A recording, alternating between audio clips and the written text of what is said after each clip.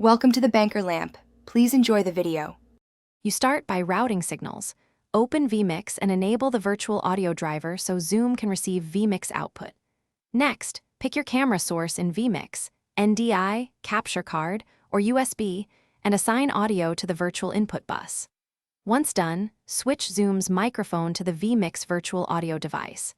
Make sure Zoom's auto gain and suppression are off so audio stays clean. This preserves your mix levels and reduces Zoom processing that can distort live mixes.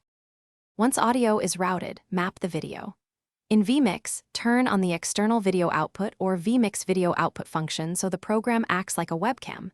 Then in Zoom, pick that VMix virtual camera as your camera source.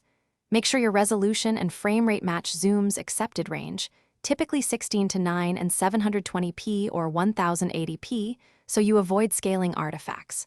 Also, route any lower third or preview bus you want visible.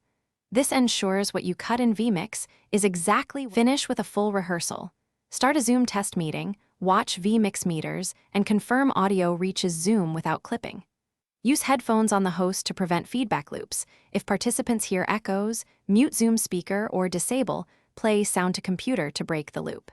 If video lags audio, apply a small sync offset in VMix and retest. Finally, record locally in VMix as a backup. This gives you a clean master if the live stream or Zoom recording has issues.